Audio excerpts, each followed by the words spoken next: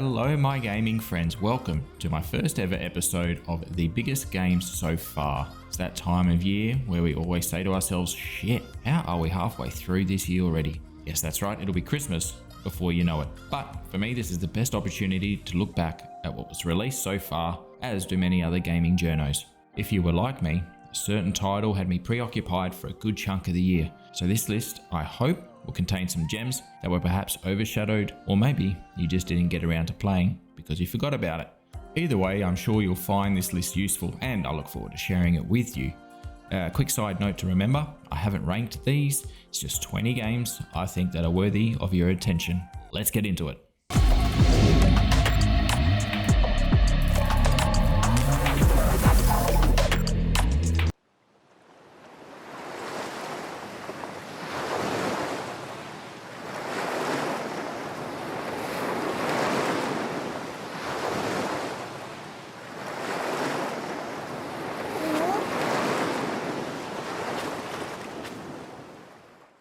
Let's begin with the Nintendo Switch exclusive Kirby and the Forgotten Land.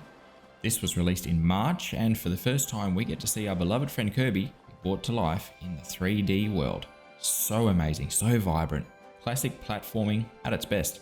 I have yet to play this title, but my 7-year-old daughter has no trouble with it, if that's a gauge for its difficulty for you, but she loves it, and I do enjoy watching it.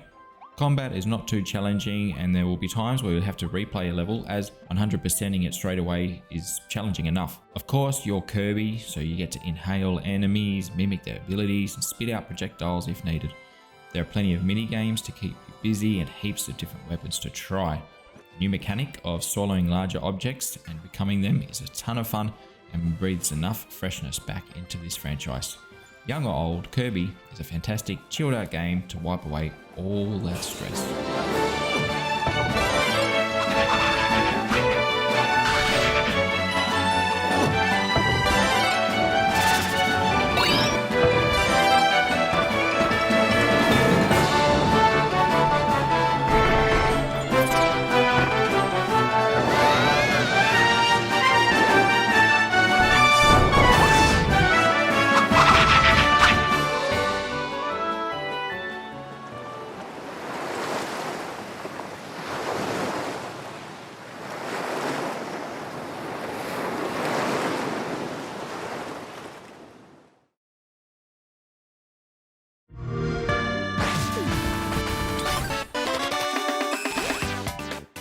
Floppy Knights is quite a recent release on the list, coming out in June. You will find it on Xbox Game Pass, which is pretty sweet, and also on Steam for PC. This is a turn-based tactics game, which also has a card strategy and deck building mechanic thrown in. Now, when I say turn-based tactics, I mean tactics. The gameplay will seem slower for you if you're a fan like me of Slay the Spire, but don't let that deter you. The beauty of this game is in learning, understanding how different decks play in different levels, because you'll need patience, and plotting every move carefully is the only way to succeed. The more you spend with Floppy Knights, the more you will enjoy. Later game will throw you some heavy challenges as well. If you consider yourself a smarty pants, then make sure to go back and play this one.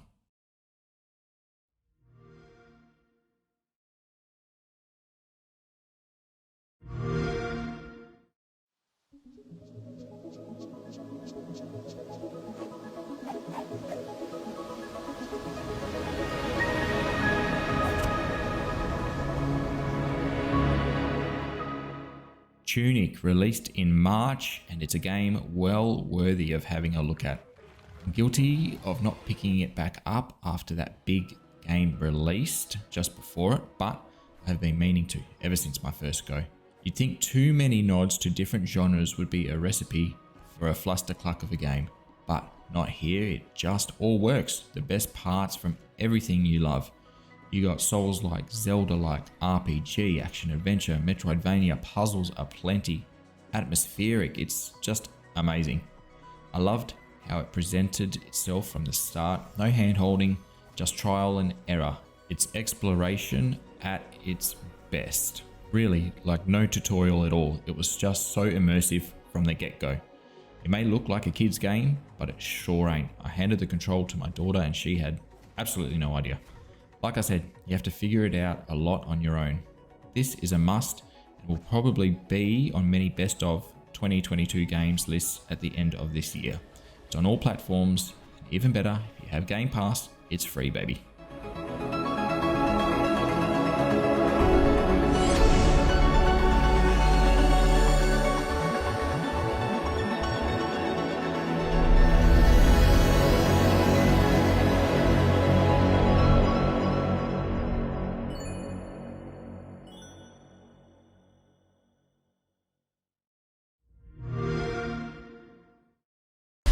Hello, human. You are a snail, and I am a god, capable of predicting every move you will make. Hey, it's Gary, and he has his own game now. Gary! Oh, Gary! This is You Snail, released in March. Fancy yourself a platformer pro, then give this one a go, I dare you. Why the difficulty, you ask? The AI mechanic in this game attempts to predict your every next move. Just get used to dying a lot. Don't go expecting a story-rich platformer here. Strong emphasis is in its smooth gameplay and difficult levels. But from time to time, the banter you get from the antagonist named Squid will give you a chuckle or two, which certainly helps. A rare gem in an ocean full of recent platformers. Give it a go. You'll find it on most platforms.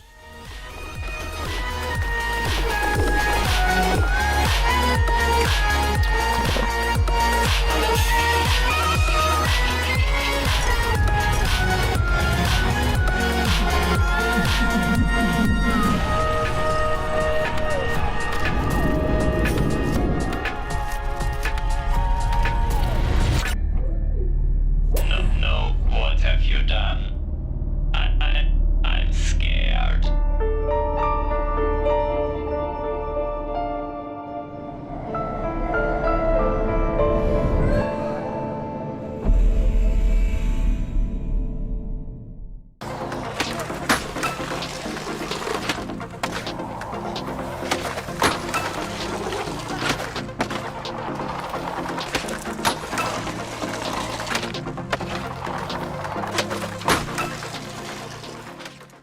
The third title in the series, this is OlliOlli World, released in Feb.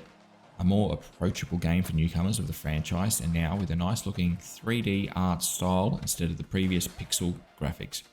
This is a great game for both fans of either sports games or side-scrolling retro games. 100 plus moves to try and master, heaps and heaps of customization, collectibles, alternate paths and levels to attempt, and plenty of level challenges that also help unlock more hidden stages. If you like me and love the challenge that these types of games throw at you, whether it being a perfectly timed button hit, having to 100% every challenge, or needing to throw out a higher scoring run to just claim bragging rights over a mate, then give this a go. OlliOlli World is a captivating ride. Find it on all platforms.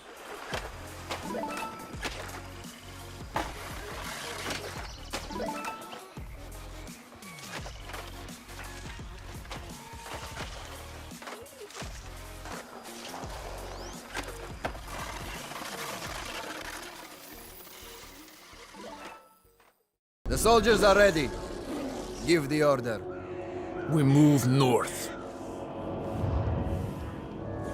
Follow me, uncles. Yuri! Up ahead! Some kind of shelter. Send word, Garrick. We rest there.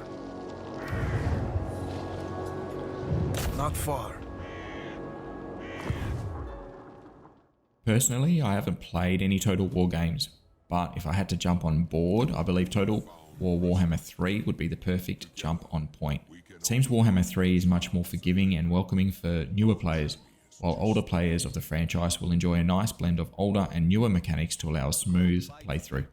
I wish I was more of a strategy genre game player, but unfortunately as I'm not, this will just remain a game that is probably forever on my wish list. I'm sure if you are a fan though, you've already played the shit out of this. And with some upcoming campaign updates in August, I'm sure there's still plenty to be excited about. You'll find this Warhammer 3 on PC, and it is a free title on Xbox Game Pass for PC. The order has been given, but the camp will take time.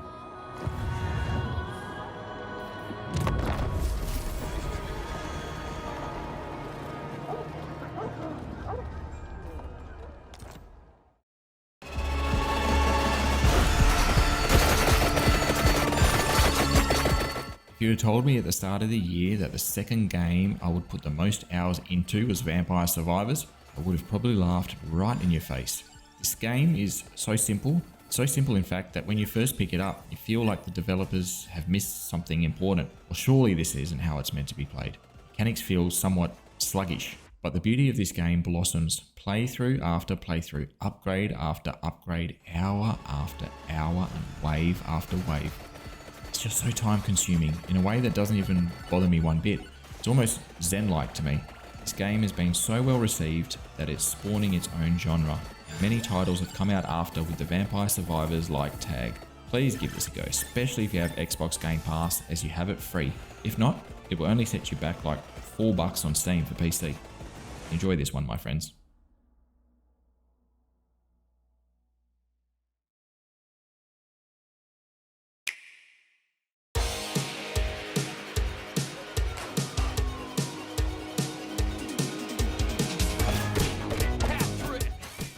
Who bloody knew that in 2022 we needed a retro arcade style beat 'em up in our lives? But I'm so happy TMNT Shredder's Revenge arrived and that it totally kicks ass. I mean, if you throw anything turtle related to me, I'm gonna lap that shit up. Such a hit of nostalgic dopamine for me, and this title is no exception. It's not a particularly long game to beat, but it definitely has replayability if you wanted it. From trying to nail all the level challenges or replaying over and over again to gain XP and level up each character. And speaking of characters, up to 7 to try with April O'Neil, Master Splinter and Casey Jones added to the roster.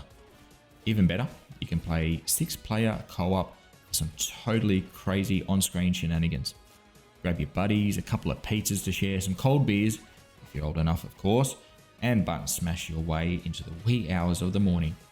Cowabunga dudes, find it on all platforms, and yes, you guessed it, free on Xbox Game Pass right now.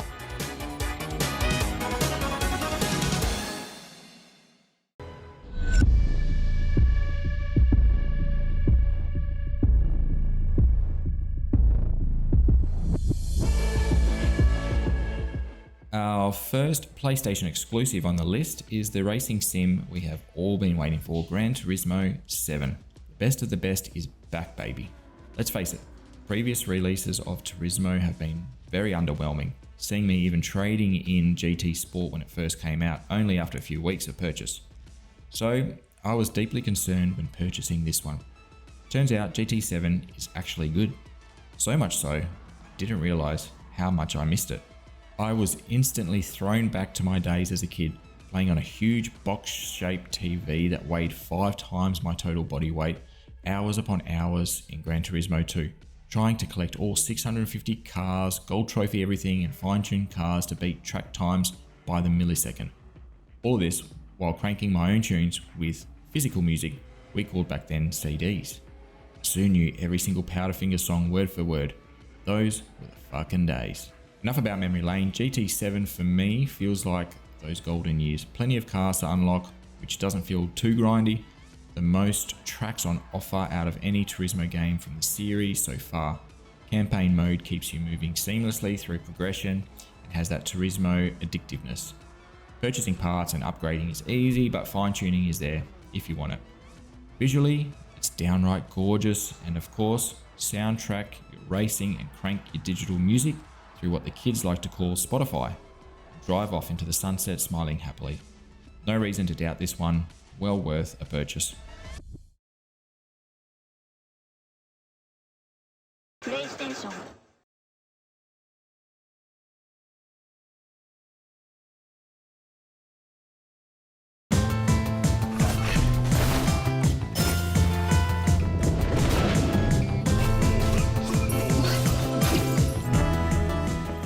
Okay, this one was released right at the beginning of the year, and if you missed Nobody Saves the World, stop everything and play it, you fools.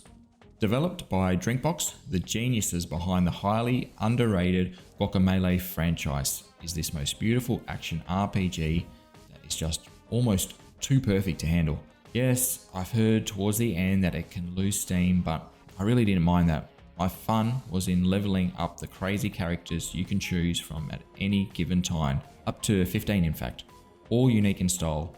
I mean, you can play as an egg for fuck's sake. It's just so good. And these characters all have a unique way that they interact with NPCs and the environment. Each one helping you solve puzzles, all the while mowing down enemies in classic ARPG style. There are different factions and guilds to join and level up in, dungeons to explore, plenty of difficult boss encounters, loot and shinies to pick up everywhere. This game just really scratched so many itches for me, and I am highly recommending a playthrough if you haven't yet. Free on Xbox Game Pass and available on all platforms.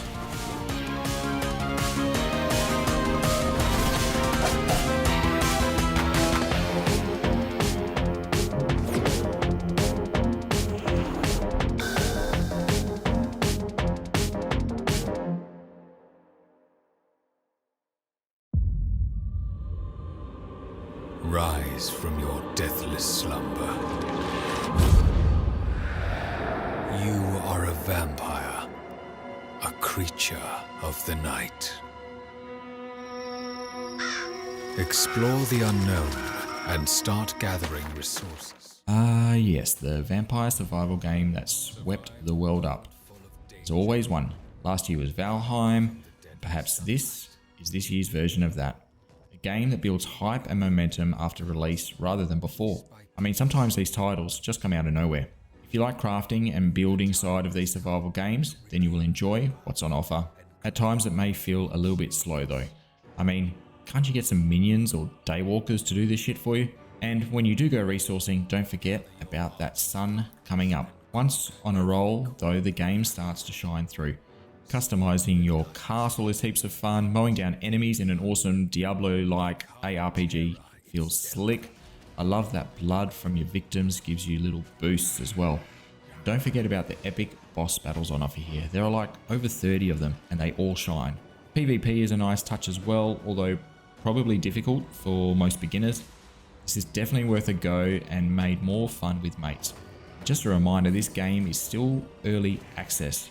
It's probably the most smooth and complete feeling early access game out there. Grab it from Steam for your PC. The rulers of the night have returned. The vampires are rising.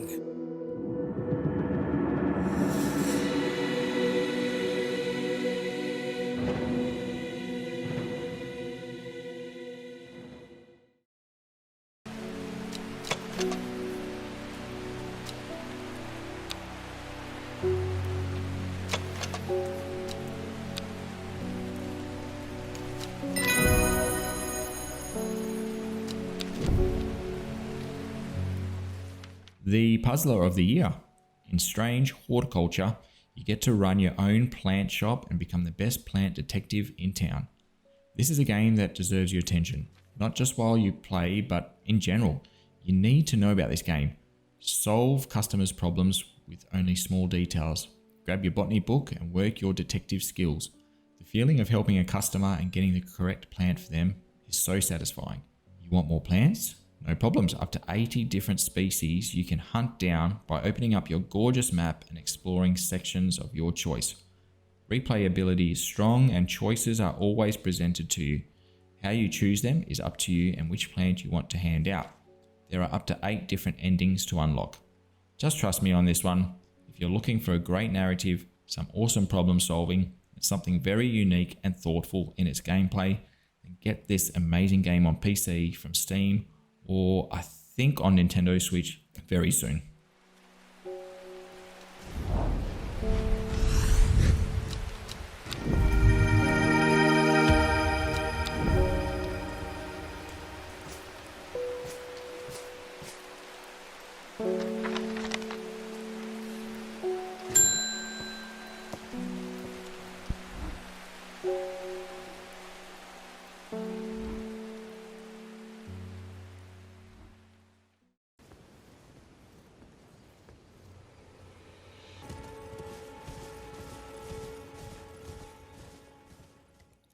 Okay, who wants to hear me talk about how fucking good Elden Ring is for hours and hours? Because I'll do it.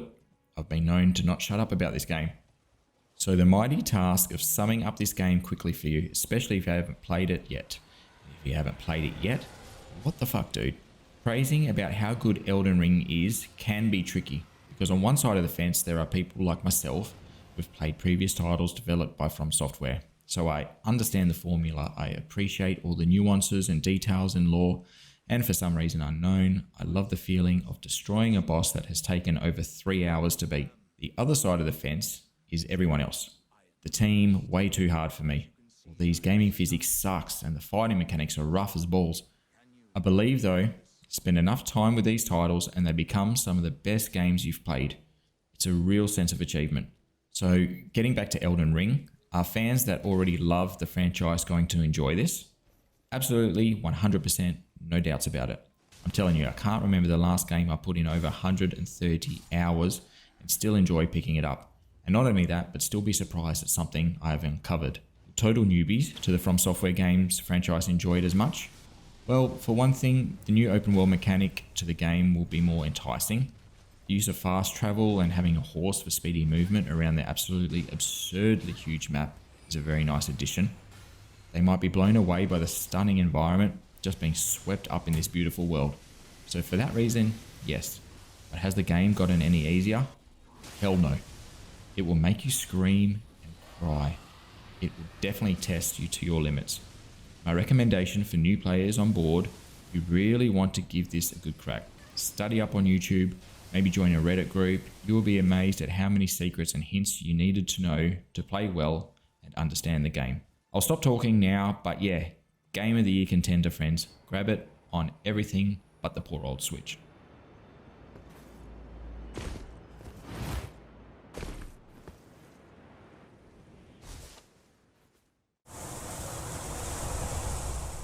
If you love strong narrative-based games, then NORCO is a must-play, and it could be the best written game on this list.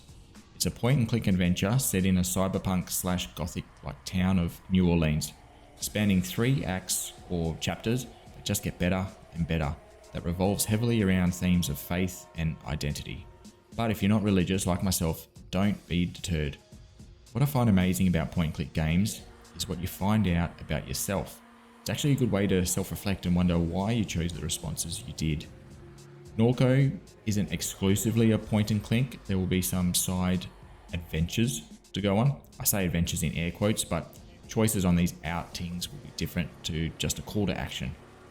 It's also very easy to get swept away in this world thanks to the gorgeous pixel art. Pixel art is done right, it just hits so hard for me. Anyway, this game won't demand much time from you and it's well worthy of your attention. If you love the writing style in games like Disco Elysium, then play this. Oh, and if you don't know what Disco Elysium is, it's pretty much one of the best RPGs ever made. Grab NORCO, your PC, and free on Xbox Game Pass for PC. Here's a curveball for you on this list you won't find on many others: freshly frosted.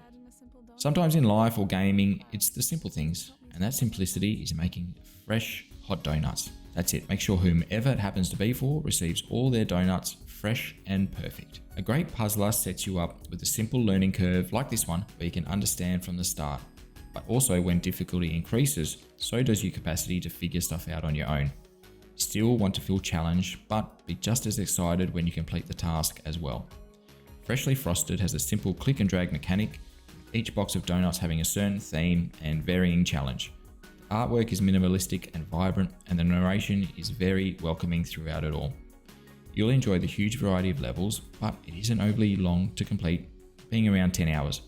But it's not really a game to sit and smash out in one sitting. I mean, unless you want to, but it's recommended as a chill experience to help you unwind, but not feel like a brain dead experience either. You'll find Freshly Frosted on all platforms.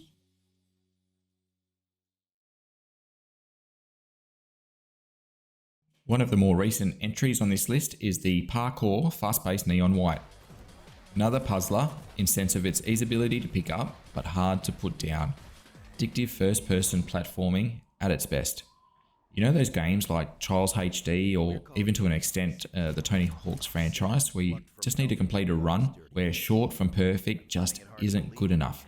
That's how engaging Neon White is. The feeling of a flawless run in each level is very satisfying. What also makes this unique is the way card and deck management is used in each level, having only a handful of resource cards to use to pull off that perfect run. Will the story blow you away? Hardly. In fact, it could come across as cheesy in some parts, but on a side note, the narration is voiced by Steve Blum, famous for voicing Spike from the anime series Cowboy Bebop. Pretty cool, right? Anyway, Neon White is immensely fun, and either this narrative will add to that level of funness for you, but it definitely won't distract you from it either. An amazing and enjoyable breath of fresh air for first-person gaming. You'll find this on Switch and PC, but if you have the choice, run it on the PC. It's way better. Good evening, I'm Jeremy Donaldson. Our main stories tonight. But first, the votes are in and it's a decisive win for Advance. What do you make of this historic election result? So perhaps we should all be celebrating. Except for the rich. I mean, a lawyer and a TV personality running the country. Seriously? Art or science as you take control of a broadcast operator in the hilarious title, Not for Broadcast. You're sitting at a desk, controls in front of you, and it's your job to keep the audience watching your station, stay entertained, even coming down to your choice of what ads to run. Meticulously watch 4 monitors at once and perfectly time the right cues to string together TV gold. You even have to time the swearing beeps. You better hit that spacebar in time. It's really cool that everything is done on the fly and in real time, with each episode running for roughly 20 minutes.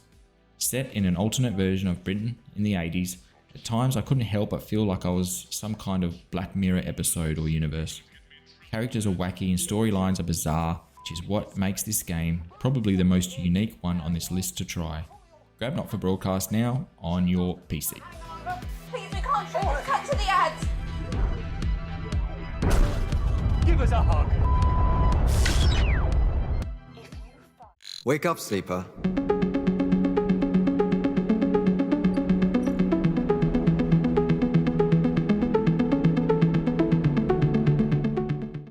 Inspired by tabletop role-playing games is Citizen Sleeper. Roll dice in this sci-fi, beautifully soundtracked cyberpunk world. With a gameplay loop that at the start may seem overwhelming, but spend the time and you'll be rewarded with a truly memorable experience and one hell of an addictive game. Citizen Sleeper isn't taxing and should only take about 8 hours to hit credits. The strong suit of Citizen Sleeper will be the narrative and how you choose to play through the game with multiple story branches. Oh, and also take the time to appreciate the stunning artwork and many characters this game has to offer. Free on Game Pass, but you can grab it on Xbox, PC or Switch as well. Wake up, sleeper. You have no idea what's coming.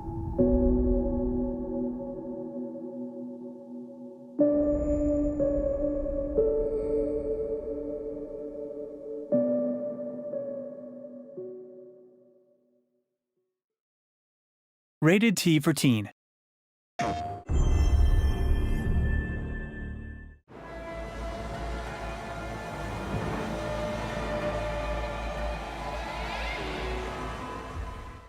Okay, bear with me on this one. I have to put this Horizon on the list. I would be crazy not to. There are plenty of fans out there.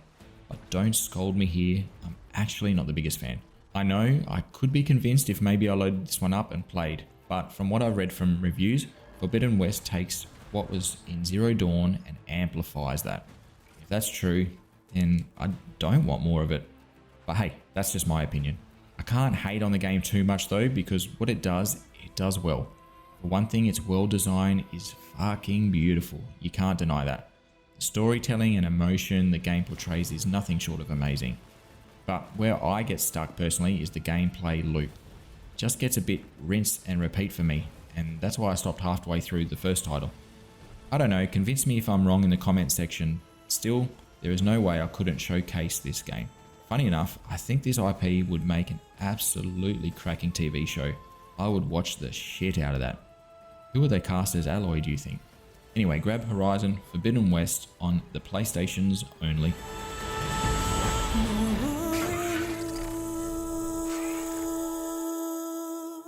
PlayStation.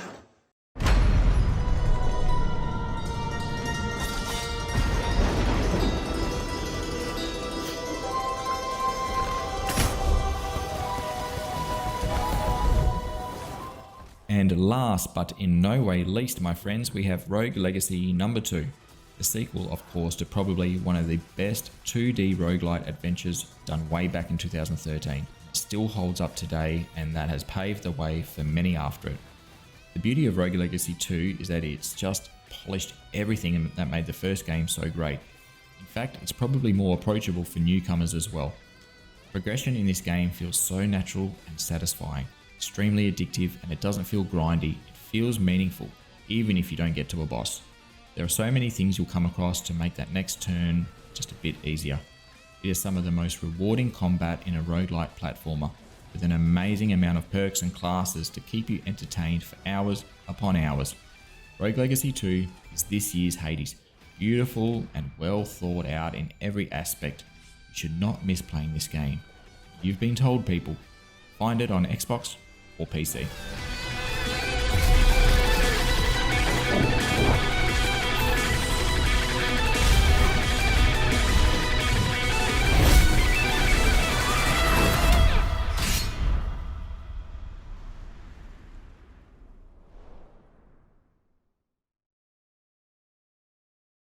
Alright, and there you have it. What do you think?